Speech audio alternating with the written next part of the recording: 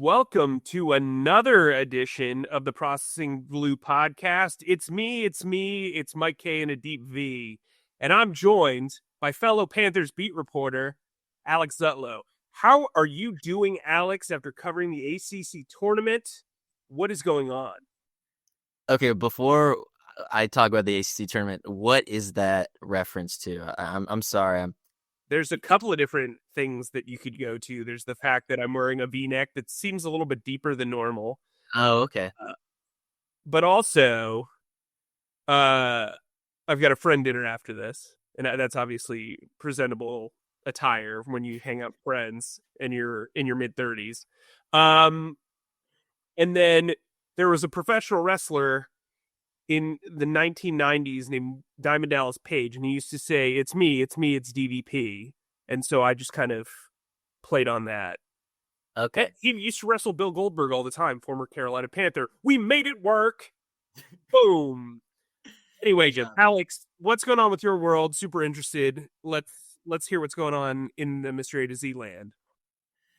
A lot has been going on. So Monday through Wednesday, Mike and I were basically chained to our desks, not only waiting for news. Mike broke a substantial amount of news during this when the legal tampering wave first started this past week. And then on Thursday, I subbed in and did my shift at the ACC tournament. That ended up turning into a Friday and Saturday shift as well. And on those Fridays and Saturdays, as Mike can relate to, I had to write the story. I had to write a story that was ready at the buzzer.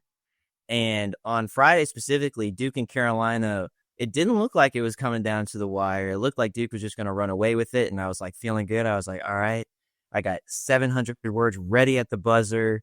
Like, this is going to sound really good, whatever. And then North Carolina just decides to storm all the way back and it basically come one lane violation away from winning that game.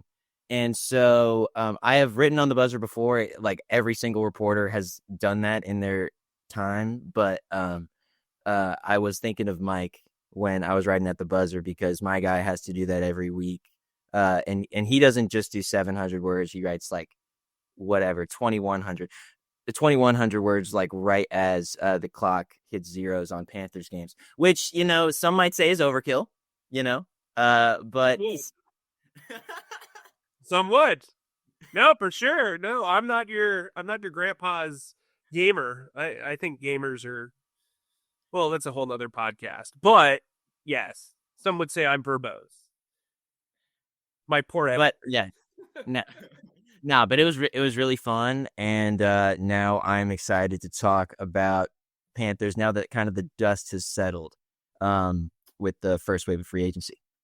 Yeah, and the Panthers have kind of let it settle, right? Like, they went from all this activity to, like, they haven't done anything, I believe, since Friday. There was a bit of news. We're recording this Monday that I confirmed earlier today, Monday. Taylor Moton was due a $3 million bonus in the third day of the league year. What that essentially does is lock in his contract. It also gives him $3 million. That's what a bonus is. He also has a $14.7 million base salary. So he's going to make about $17.7 million this year. He's got a cap number, though, of $31.3 million because of a lot of reworkings of of his long-term contract over the years. He's in the final year of his deal. There were some that thought he could get an extension or do a restructure. I don't think the restructure made any sense for Moton. He's played extremely well over the last several years. He's been one of the most consistent players on the team. And then so you ask yourself, well, he's 30. Why doesn't he sign an extension? It would lower his cap number, all that other stuff. I would say the answer to that is trifold, like a wallet. It's it gives you cap flexibility. Just because you can afford something doesn't mean you should buy it. Most people could afford luxurious trips. Doesn't mean they should do it, right? Because there's always a bill to pay afterwards, especially my water bills. Anyway, I got to call a guy about that. Number two, roster flexibility, right? You've already sunk in a lot of money into the offensive line with the two guard spots. It's unclear whether you're going to pick up the 5th-year option on Ike Ekwonu or extend him. Center is kind of open ended, even though you got short term deals there. You have some pretty expensive backups in Brady Christensen and Josh Nijman so far. Cade Mays or Austin Corbett, whoever loses that battle, they're going to be a pretty expensive backup too. So you've got a lot of stuff that you need to keep fluid. You also don't know if they're going to be able to maintain the offensive line success that they had last year. So what are your thoughts, Alex? Do you think this is the right move to just kind of bite the bullet, take the Moton contract as it is right now, then you could figure it out later? Two things come to mind when I'm posed that question, Mike. Firstly, I think that Dan Morgan and Brant Tillis saw this increased salary cap number for each team and were like, let's take advantage of it. Let's be creative and figure out ways where we can like kind of tilt the scales in our way, or whatever the metaphor is. I've also noticed on the show that I do not do a great job of like following through on the metaphors that I start. But anyway, so for those who don't know, the NFL salary cap increased by 23.8 million this offseason, the biggest increase in NFL history. And so now every team has a salary cap of 279.2 million per team. And so Dan Morgan and Brant Tillis looked at that number and said, okay, what can we do with that? We can give Adam Thielen a de facto raise with his contract restructuring. We can bring back Tommy Tremble on a pretty good deal before he even like gets the inkling to try and like see what his tight end market is with his free agent market. They were able to lock down J.C. Horn, which I'm sure we'll talk about more in a moment. And then this Taylor Moton thing. Like you said, this new salary cap gives them the flexibility to stop, quote unquote, kicking the can down the road with Taylor Moton's contract and provide that flexibility that you're talking about. I do want to ask you something about that flexibility, though, Mike. So Taylor Moton was known as this guy who was this Iron Man sort of athlete. He played in something crazy. I wrote it down here. He played in he started his 100th straight game with the Panthers at the season opener of 2024. He played in 6,758 straight snaps before going down with his triceps injury in Chicago in week 5. He then missed the next 2 contests and then started the next 9 of 10 games to finish out the season. So he clearly has like this remarkable ability to show up for game days and to like be there. And that's really important along offensive line, as Panthers fans known over the years. Like you said, though, he is 30. He's going to be 31 for pretty much the entire 2025 season. Do you think that this move of just paying out the rest, just taking that $31 million cap hit on the chin, is an indication that the Panthers are at least exploring the idea of moving away from him at right tackle this coming year? Or do you think that it is purely just keeping your options open, which is like, the prudent thing to do? I think they're keeping their options open. I think the way that this contract was constantly manipulated and tossed and turned over the years really made it kind of a hard contract to get around, because here's the thing. If you go to the negotiating table with Taylor Moton, he knows you're trying to avoid that massive cap hit. He also knows that the offensive tackle market continues to grow. He has never been to a Pro Bowl. He's never been an All-Pro. So you're in kind of this weird influx where it's like, do we tell the player that we don't want him around or that we undervalue him? I think for them, it makes more sense to wait this thing out. If he's as durable as he's been, then you re-sign him and everybody looks better. He's not going to set the market, but you also don't want to go to the negotiating. You don't want to basically go to a gunfight with butter knives, right? Like that's just what you don't want to do. And I think for them, there are different avenues within the cap and different avenues within this roster as it's built right now to understand that, hey, Moton's been around, but he's also been around for a lot of really bad years, and there is a lot of tread on his tire. I mean, there's a lot of wear on his tires, and I think we saw that throughout the season. He was constantly getting at least a day off after, like, I think it was like week 2 or 3, where it was like not injury related, but clearly they were trying to manage him. So, there's a lot that we don't know as far as, where he's at from a durability standpoint, yeah, the numbers look great, but if you have to constantly sit him out of practice and there's constantly somebody practicing in his other spot, maybe that's frustrating, maybe that's forewarning. So we'll get back to that later on in the offseason because I do think that'll be a talking point for probably the rest of the year. But let's get kind of into the new arrivals because, that's really what the meat of free agency is. I'm just going to go down the list. There were 7 new guys. Safety Trevon Moehrig, defensive tackle Bobby Brown, nose tackle in the streets. Tershawn Wharton, the defensive end from the Chiefs, 2-time Super Bowl champion. Linebacker Christian Roseboom from the Rams, also came with Bobby Brown. Then there was punter Sam Martin, pass rusher Patrick Jones the second, excuse me. Bobby Brown's the third. And then running back Rico Dowd. So 5 defensive signings, each one of them geared towards improving the worst run and scoring defense in the league. They swap out a punter. Johnny Hector's now in Nashville. And then they also swap out, running backs. They cut Miles Sanders. They wanted him to take a pay cut. He didn't want to take a pay cut. He wanted a fresh scenery. He heads to Dallas. Rico Dowd heads to Carolina. Funny how that worked. And look, I think, the Panthers have put themselves in a position where it's like, I've seen a lot of national critics kind of criticize them for like overspending, but like, that's crazy to me because look, there was some overzealous reporting. I'm not going to like criticize their colleagues, but like there was some overzealous reporting nationally on Monday of last week where it was said that they were finalizing a deal with Milton Williams. Obviously, a guy who I said was their can't miss dude, was a guy who was really important for them. Trevon Moehrig was also on my list. Bobby Brown was also on your list last week if you tuned into the free agency special. But what I would say is there was this talk of them overpaying, and I saw a lot of people criticizing them and not New England. So Milton Williams ended up getting a 4-year, $104 million deal. $104 million. Ridiculous. So, for perspective, Derek Brown, who is like before he got injured this past year, one of the workhorse defensive linemen of the league, got 4 years, 96 in an extension.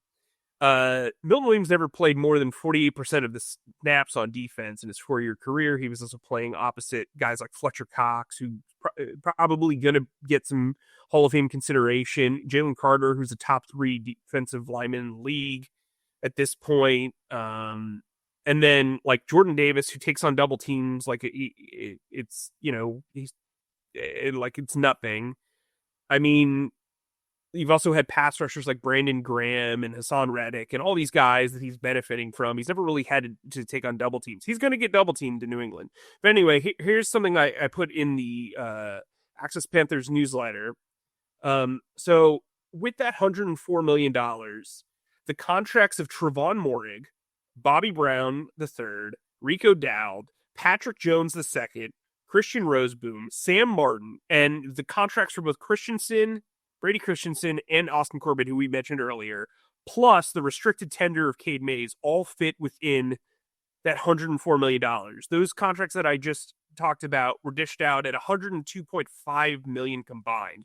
So you still have $1.5 million to spend if your salary cap is Milton Williams. I think that's important to put into perspective. Tershawn Wharton, the contract's gotten a lot of, it was nationally reported that it was $54 million. That's with incentives. I've reported that it's $45 million. In truth, it's a very front-loaded contract. It's 2 years. He's basically getting 2 years, $30 million. That's what it is. Is that an overpay? Absolutely. Is he that good to get that stuff? Probably not. He's a situational interior pass rusher. He'll be used all around. I would not put him out on obvious rundowns very often. I'm under the impression that this defensive line group with A'Shawn Robinson and Derek Brown and Tershawn Wharton and Shai Tuttle, who took a pay cut, we reported that last week, those guys are all going to be in a rotation. It's going to be a platoon-like thing. You've seen that from teams like the Chiefs, teams like the Eagles, keeping those guys fresh, rotating them around. Is it an overpay? Yes, but I've seen like people say that it was like a panic move because they missed out on Milton Williams. Milton Williams is making $104 million. If you want to just take their contracts and what they were reported, right? Like Tershawn Morton is making less than half of what Milton Williams is making. Yeah, Milton Williams is way higher upside. He's a way better player. Well, guess what? He's compensated like that. He's making $26 million a year. Morton's making, $15 million a year, and most of that's funny money.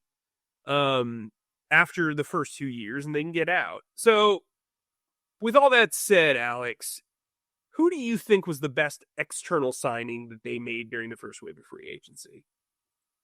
Well, Mike, just to punctuate the Milton Williams stuff, the Panthers didn't have the luxury of paying one guy that much money. I'm sorry. This defense needed so much work.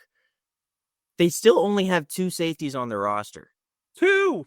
Could you imagine bringing in a guy who's a rotational pass rusher, interior lineman from the outside that makes more than both Derek Brown and J.C. Horn, two guys you have set up to be the leaders of this defense over the last 2 years? No, I didn't. No, that wouldn't happen. And I mean, when you got on your platform and said, "Yo, Milkshake Williams," or whatever his nickname was that y'all had, when you said that he should be a Carolina Panther, that would be a really awesome move. If the Panthers can pull it off, you weren't thinking that number in your head, I can imagine. No, I was thinking probably 4 years, 86 million. Something like that. I could buy 20 million and change. 26 million is leaps and bounds. And look, it was very obvious the Patriots were going to drop him blank check. He's Vrabel's new Jarrell Casey. It's very clear what they're trying to accomplish there. They put a lot of money into defense. They signed Carlton Davis. They signed Harold Landry, another guy they went on the defensive, right? And so the Panthers had a similar mode, and instead they spread out that money. But I will tell you this, based on the contracts handed out, Trevon Moehrig had to have been the top guy on their list. And I say that not because of, they didn't make it with Milton Williams. It's because he clearly was the guy that set the market for safety. And during this year, Javon Holland was out there for a couple of days. But anyway, let's get to your guy. Who do you think was their best external signing? Right. Well, I mean, I have some things to add on to the Trayvon Moehrig signing. I know that you're going to talk about him, but my guy is defensive tackle Bobby Brown III, who I think, who is as you wrote in that newsletter, he is a traditional 3-4 hand in the dirt. I might not get any sacks, but I'm going to stop the run kind of defender. And that's exactly what these Panthers need. Just a quick update on who this guy is. He's coming from the Rams. He's reconnecting with the newly hired Panthers defensive lines coach, A.C. Carter. He's reconnecting with A'Shawn Robinson, who, despite the fact, played on a pretty porous defense and a pretty porous rush defense, and he was brought in to do all that stuff, still had a pretty good year. He led the league in tackles among defensive linemen, which is cool. He had a pretty great year rushing the passer as well when it comes to his career. He's also reconnecting with Ejiro Evero, the Panthers defensive coordinator, because Evero obviously spent a lot of time in Los Angeles. And this is just the guy that the Panthers need right now. He's a big man who can swallow up double teams. He can you talk to Derek Brown after his Pro Bowl season, and Derek just talks about, how I try to impact the game is by kind of controlling where the running back can go, controlling a pocket, controlling whatever. And that is what this Bobby Brown guy can do. He's big. He's built like a truck. He's strong. And anyone who has covered the Panthers for more than for multiple years has known, okay, this is what the team needs to do. They need to invest in front seven guys, whether that be in the draft or in free agency, and they need to do it immediately. and the team said, okay, we could double dip. We could go after someone in the NFL draft, but free agency is in front of us, and we're going to do that by getting this Bobby Brown guy. It was their prerogative, as some say. But so that's my guy.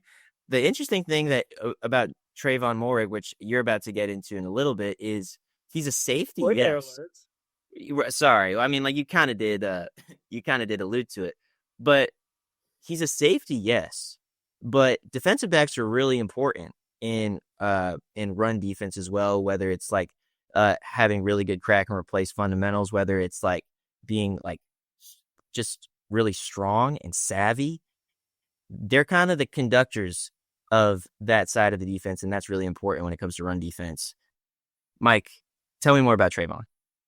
We got a crack and replace talk on here, man. I'm the proudest guy in the world right now. Anyway, so Trayvon Moehrig, I mentioned him last podcast. I just think he's exactly what this team needs. He's basically a linebacker playing safety, but he has DB like athleticism. I think you will see that he is kind of just a dog. Like he is a sure tackler. This team needed that.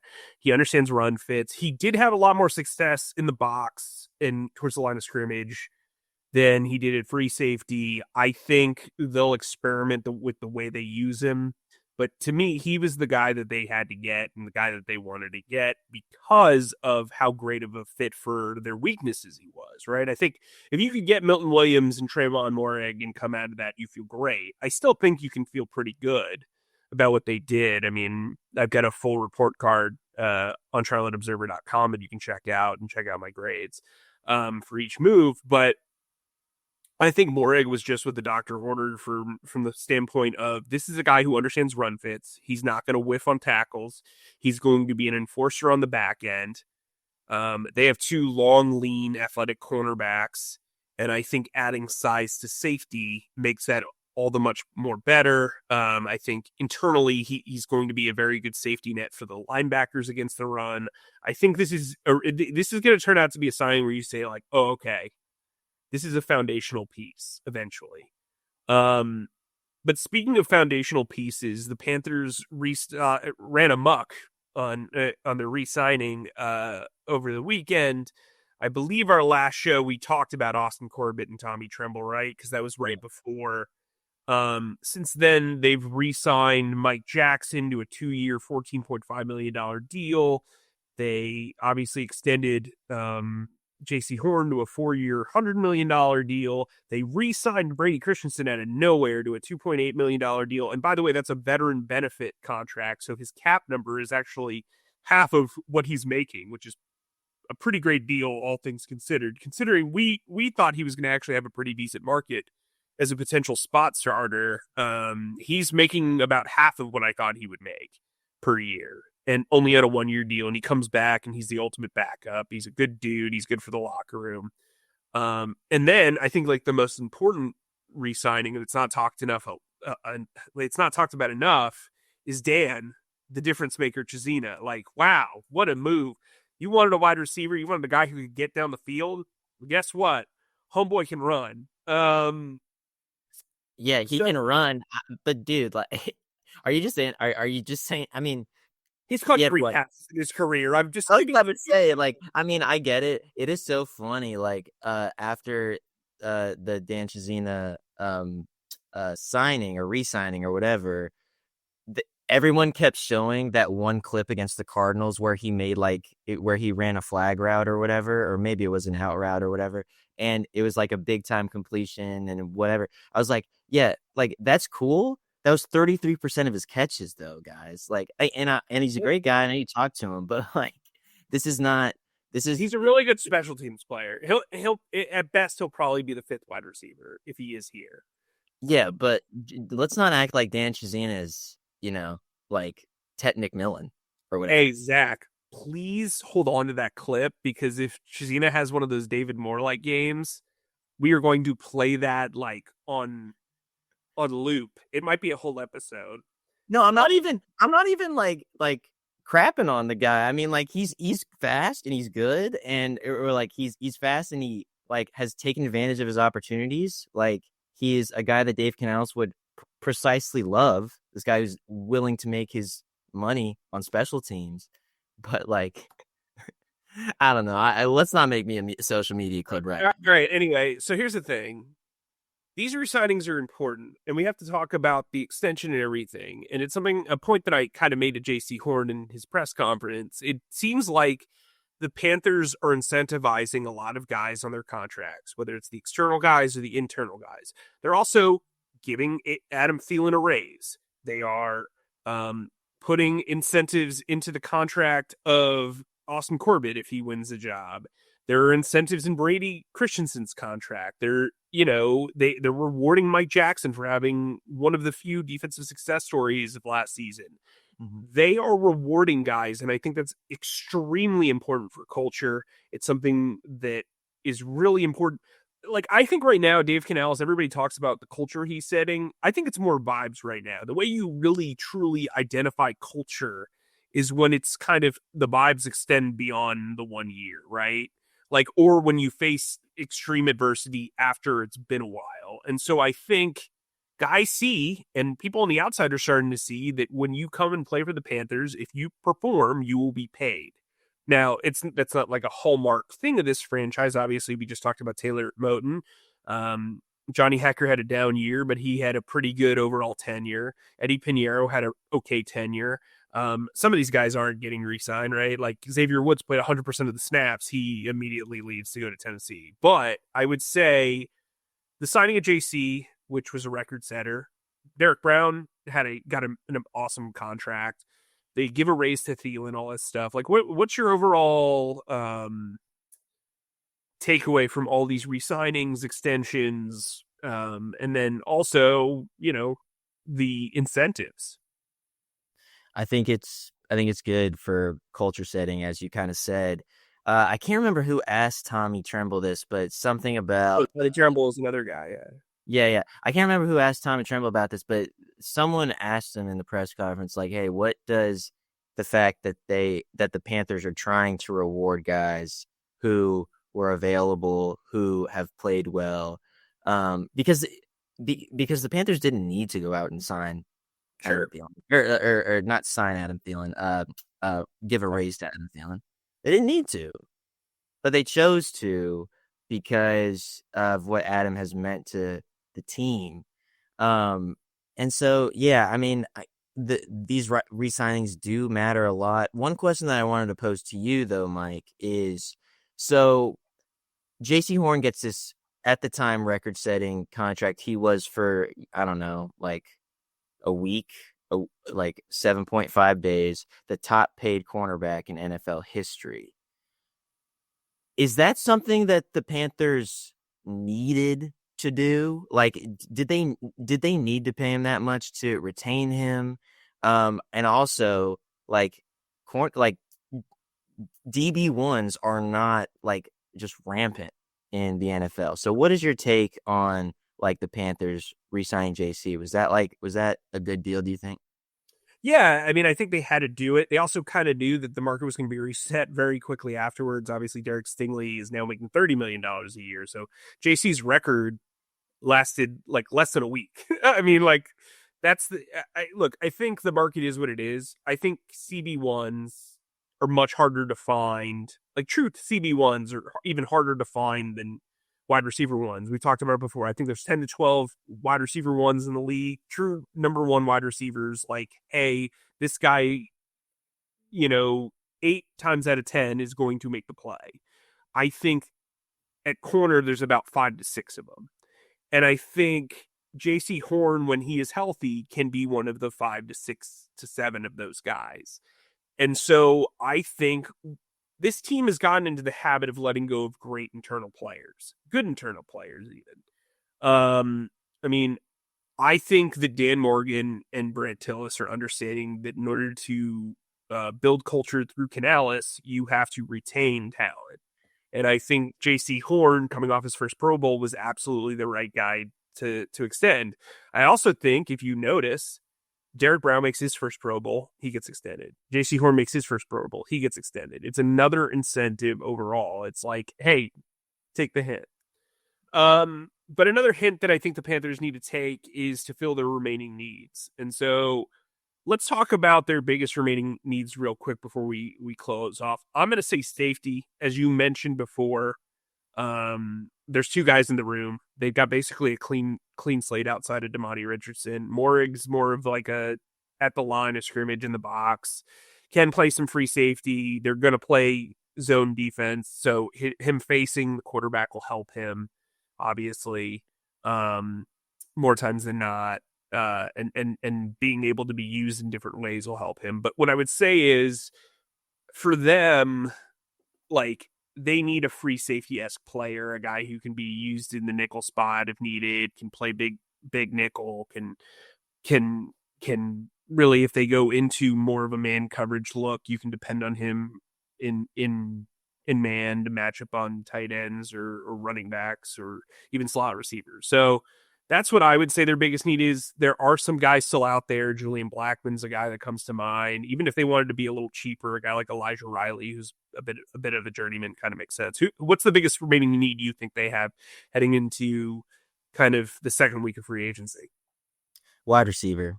I think you made great points about safety, but the wide receiver position is not in desperate need, but in need of a game changer, a guy who can stretch the field. Yes, to all the Panthers fans who sent their condolences, I was heartbroken when Marquez Valdes-Scantling got signed by the Seahawks.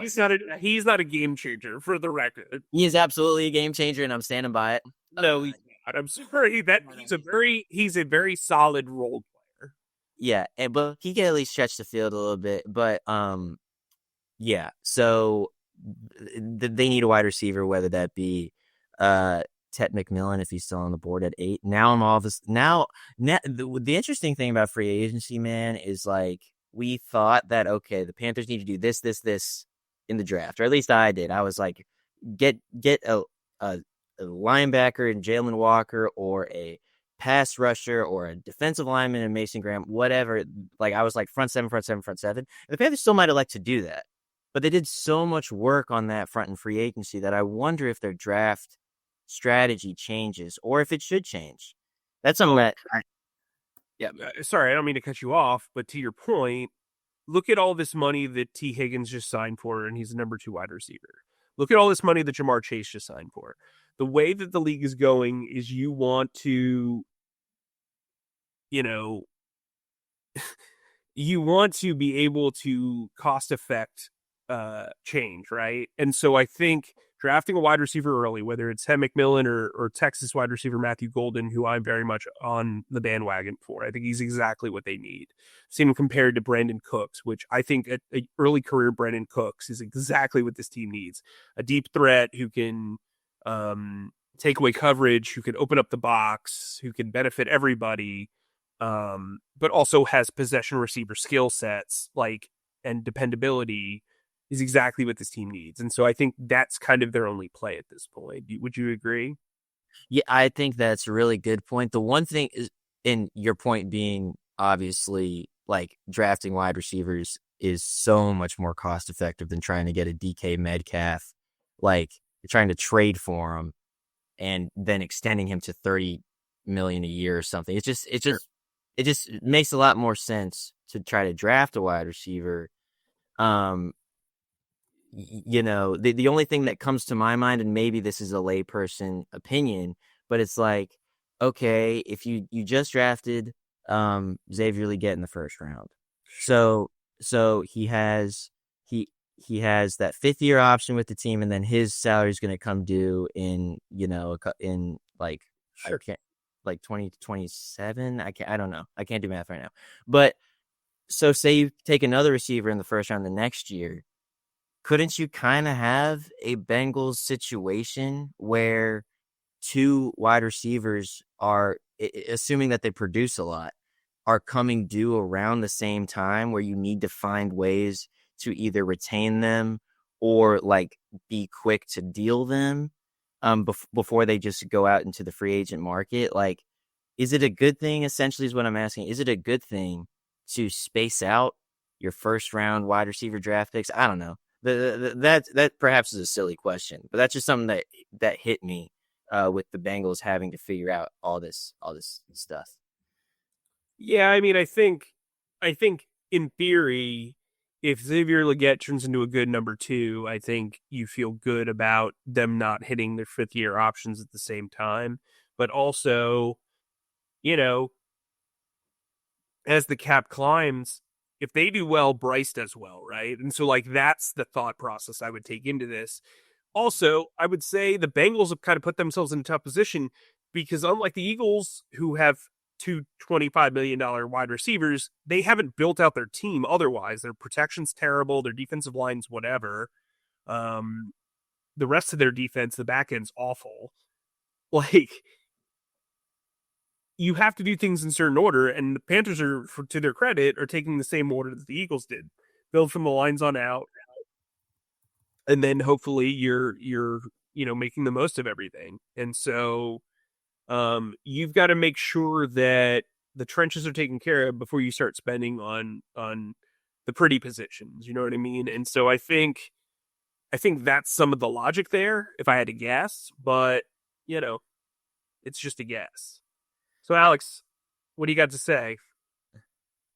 I will reserve my judgment on whatever the pretty positions means, because football is a gladiator sport, no matter what position you play. However, it's time to get out of here. Thanks as always for listening to our pontifications on all things Panthers with Mike Kaye and myself and our wonderful producer, Zach Dennis. Please subscribe and follow us on Spotify, Apple Podcasts, or wherever you get your podcasts by searching Processing Blue.